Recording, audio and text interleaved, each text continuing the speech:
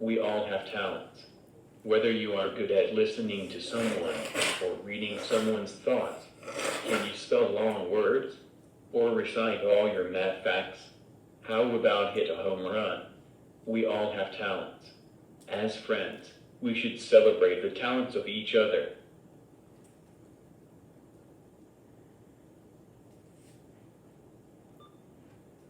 Dancing Hands, How Teresa Carano Played the Piano for President Lincoln, by Margarita Engel.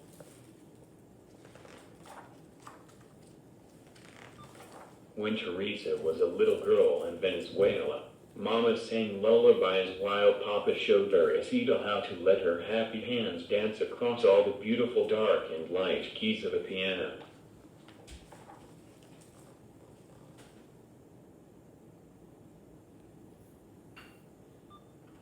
At first, making music seemed magical, but Teresa soon learned that playing a piano could be hard work.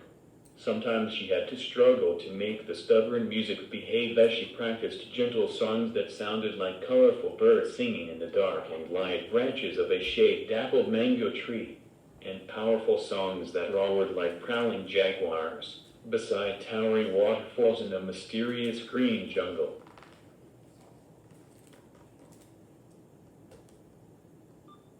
If Teresa felt sad, music cheered her, and when she was happy, the piano helped her share bursts of joy. By the time she was 6, she performed in the peaceful chapel of a magnificent cathedral, playing hymns that shimmered like hummingbirds.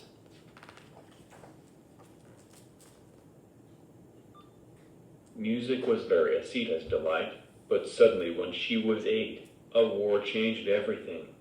Guns blazed, swords flashed, and poor Papa had to rush the whole family down to the seashore and onto a ship, into a storm where wind howled, waves rolled, barrels tumbled, ropes snapped, and clouds bucked and kicked across the wild sky like angry mules.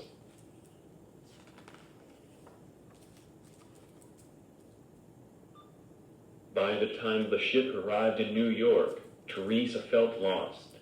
She was homesick. How could she ever play happy songs again in this unfamiliar country where she did not know a single friend? Few people spoke Spanish, and all around her, curious strangers stared and whispered, as if her whole family belonged in a museum of oddities.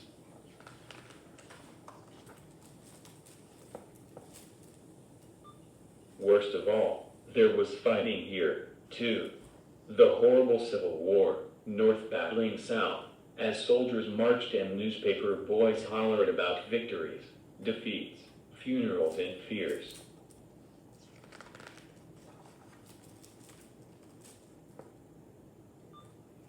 Without a new piano, Teresa would have felt even more lonely, but soon she discovered that wherever one is, some people are friendly, drawn together by songs.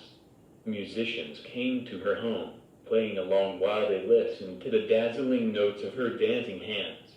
Determined to improve, Teresa practiced graceful waltzes and sonatas, booming symphonies, and lively folk songs, her strong hands accepting the challenge of life's many dark and light moods.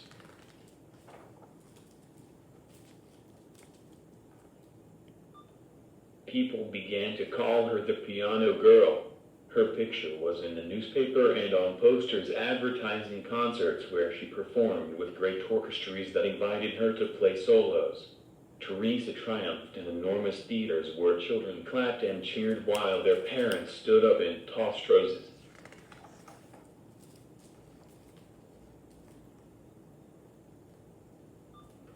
With Papa at her side, she traveled to elegant cities, and by the time she was 10, the Piano Girl grew so famous that she received amazing invitations, including one so special that she could hardly believe her eyes.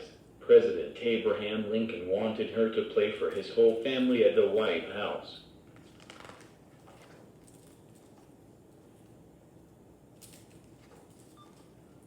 But the country was still at war, so Teresa arrived in Washington, D.C.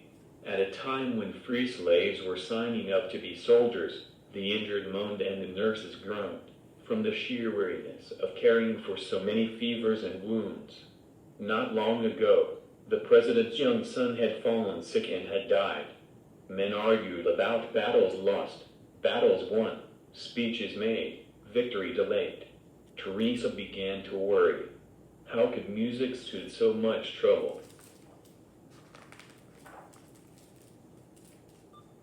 Poor Abraham Lincoln. Teresa hoped she could entertain the president, his grieving wife, and their two surviving sons. Her fingers might stumble, the rhythms emerging too slow or too fast.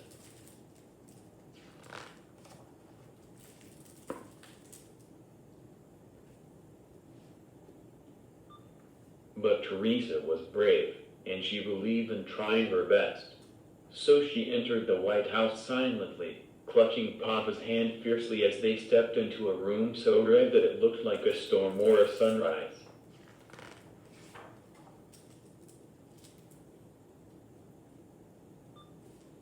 Teresa remembered how it felt to be a homeless refugee, and how lonely she had been surrounded by strangers, some of them rude and others kind. The memory of meeting past challenges now helped her fingers dance, celebrating the way life had turned out to be a mixture of all sorts of feelings, happy and sad. But the piano was poorly tuned, making her music sound ugly.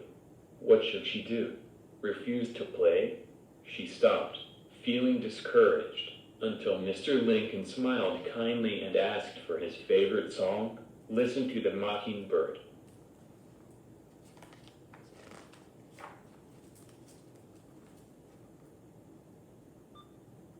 Teresa knew she could play this lively piece even on an imperfect piano, so her fingers leaped across all the glorious dark and light keys, improvising the way mockingbirds do, the melody changing as she went along.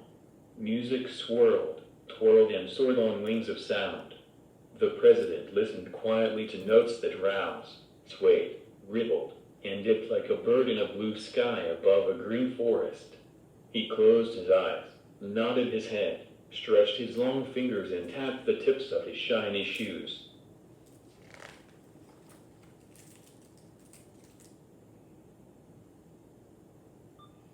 When the joyful song ended, Abe Lincoln stood up and clapped, smiling at the piano girl, who smiled too, because she knew that her music had brought comfort to a grieving family, at least for one brief, wonderful evening of dancing hands.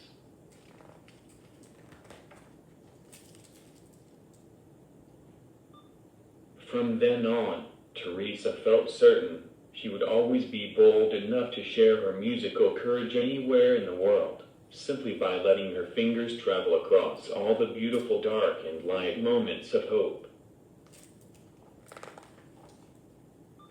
The end.